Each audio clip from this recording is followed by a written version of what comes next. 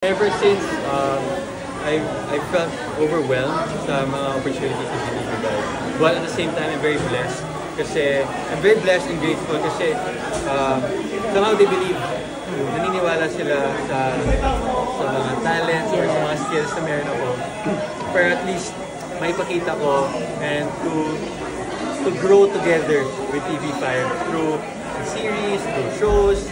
And it's very exciting. Very happy din sa mga binibigay sa akin na opportunities sa TV5. So masasabi mong worth it yung paglipat? Sorry? Worth it yung paglipat mo? Worth it, worth it. I'm very happy and grateful na binigyan nila ako ng mga opportunities. Lalo na, I just started in this industry for, 2 or 3 years. Yeah. And it's very new for me. I started off as a basketball player for 8 years, so it's a different industry, it's a different transition, a different direction. But I'm excited, and I'm excited for all the upcoming projects with TV5 and with How are TV5. you keeping up with that kind of trust in TV5? Yeah. May pressure ba? Yes po, syempre may pressure. And as I said, it still feels overwhelming kasi I've done microdrama with them, I've done a few guestings on their TV shows, I've done events as a host, and now Survive. So it's very exciting, pressuring kasi syempre Survive, it's not just singing or dancing. We would also be hosting, we would be doing interviews with a lot of talented artists. So exciting siya. Exciting. More in excitement ako rather than pressure and kaba. Tama ba? Parang sa Inquest ka, di ba?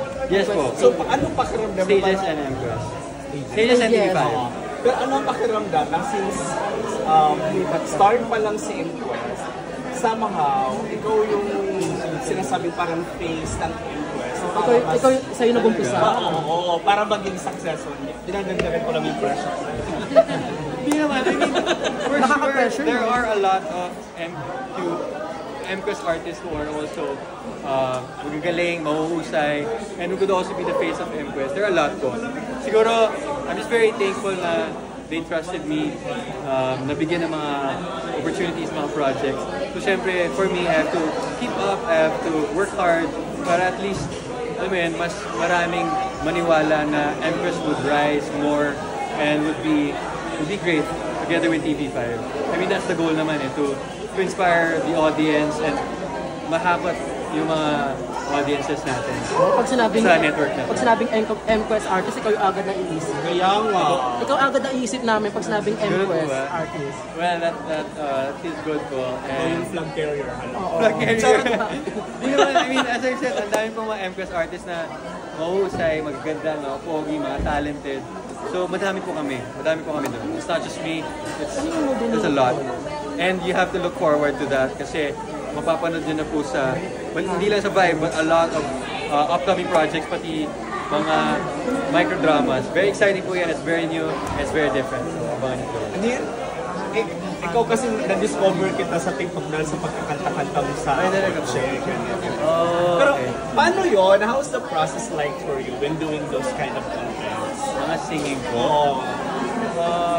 Honestly, before I wasn't really that confident with my voice. I mean, nahiya po ako i-share sa public or sa social media kasi hindi naman ako sobrang magaling kumanta. Pero since pandemic, it was a hobby and it turned into a passion. So as much as I can, I wanted to really improve on my voice, like voice lessons ako sa YouTube, yung mga ganun ng pandemic. And eventually, nagkaroon din ako ng vocal coaches. And siguro yun yung mga reasons and factors kung bakit ako nagpo-post na sa TikTok or sa Instagram ng mga covers, mga guitar or kumakanta, karaoke. It just helps me showcase my talent din. I mean like, para at least makita din ng mga ibang tao na, oh, he can sing, he can play the instrument, and he can do other skills, talents, crafts. How are you keeping your privacy? Privacy? What do you mean? Kasi diba bago ka pa lang, ganyan. Pero syempre dahil artista ka, wala kang choice. Puputiktahin talaga yung privacy mo. Sunod yung projects, diba? Yeah. And yun nga, sumusunod yung project. So the more na maraming naku-curious tungkol sa'yo. Okay. Well, I'm very open naman if they're curious to know more about me. But siguro in terms of my personal time, I usually spend it with my friends, with my family, in yung mga private moments ko. And there are times where I also want to spend time alone, you know, reflect and rest, especially during these past few months. These past few weeks, months, it's been very busy and productive kasi may mga opportunities na binibigay. So, pag may mga breaks, as much as possible, I take a rest or I work out, I exercise. Isa yun sa mga hilig ko talaga mag-work out to stay healthy as much as I can. Kasi isa yun sa mga priorities ko is to health is well talaga yun, sin sobra. I've experienced a lot of medical problems before, so I really have to keep up with my health at the same time. Now na parang full-fledged artista ka na, may limitations na ba in terms of magpapa-thirst trap? Well, I guess. I mean, siyempre as much as Siyempre possible. namin miss kami nung mga hindi namin na-rap. Hindi ba? Oo, alam mo. So, siyempre as much as possible, as an artist, kailangan wholesome. Diba? Ay!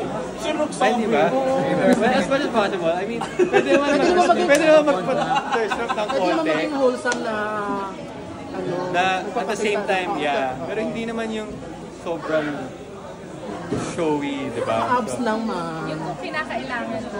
Kailangan ko. Nakakamiss na.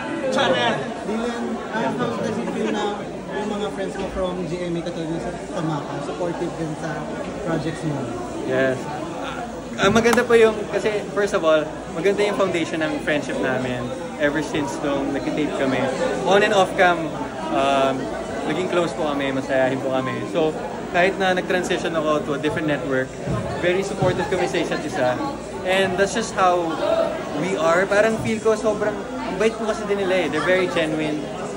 Honestly, as I can say right now, yung mga nakatrabaho ko sa GMA and even sa TV5, so far, mga naka-work ko, even with my co-jobs here, sobrang babait, sobrang genuine so far. Wala po ako naging problema sa lahat ng naka-work ko. Thankfully, wala pa naman. So, Sino yung pinaka-namimiss mo? namimiss, honestly, lahat sila. Sila Marco, sila JC, si Ashley kasi nakakasama ko, minsan nag-badminton pa kami. So may times na nag-bonding din kami ng mga matakas. Sila Rahil. Si Rahil kasi naging teammate ko before sa basketball. So, alam mo yun, may bondings pa rin kami. Nandun pa rin yung friendship, nandun pa rin yung connection sa amin. Sila Zephanie, sila Olive, lahat ng mga cast. It feels good na kahit pa paano, hindi kami nag-separate talaga. The mutual feeling is still there, yeah. We still support each other Doon sa yung projects nakakatuwa. namin. Yeah, it feels good. Makaka-work mo rin naman yun. For sure, soon. Yeah, for Wala sure. naman soon. network war na eh. Yeah, that's good. That's yun yung mga good things about here na eventually wala na masyadong network war. Nagiging open na yung mga networks dito. More on love team war lang. Love team war. Pero ano pa yung dapat namin asahan sa'yo maliban sa vibe? Sorry. Ano pa yung mga dapat namin asahan sa'yo? Maliban sa Vibe, well, syempre I want to promote Vibe first. Yun yung main natin ngayon sa press conference. So sana abangan niyo po ang Vibe. It's very exciting. It focuses more on OPM, Music Countdown Show.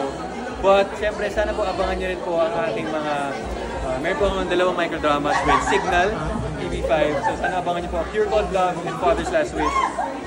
Iba yung atake niya it's vertical eh. So sa cellphone pinapanood, mas malapit, mas focused Kita on... yung mga force. Kita yung mga force. Mas kita yung mga emotions. Mas kita yung reactions. Mas kita yung feelings ng bawat character. And syempre, gusto ko yung promote yung Seducing Greg Palma. It's out po on TV5, it's TV1. It's a very nice Wattpad story. It's a hit Wattpad series. And I'm very thankful po. And I think number 1 siya sa Viva 1 ngayon. Oh wow, really? Thank you. Salamat po sa lahat ng TV1, supporters and TV5. Yun, abangan niyo po yun. Actually, pinalabas na po ako sa episode 6. And sa episode 9, tuloy-tuloy na po yan kasi magta-transition na siya to college. So, very exciting. And sana panoorin niyo po episode 1 hanggang episode 16. Maganda po yung story niya. And maganda po yung chemistry ng bawat cast. And napakahusay ng Director Santo Aquino. So, very thankful ako sa Viva, kay Boss Vic, TV5, kay Miss Jane sa nagbigay ng opportunities, maraming salamat po. And syempre sa Stages management ko, maraming salamat po. Sir Chris, my manager, thank you so much sa lahat ng support, sa lahat ng aral na binigay nyo para tulungan ako to be an artist to where I am today. Congratulations! Thank you po.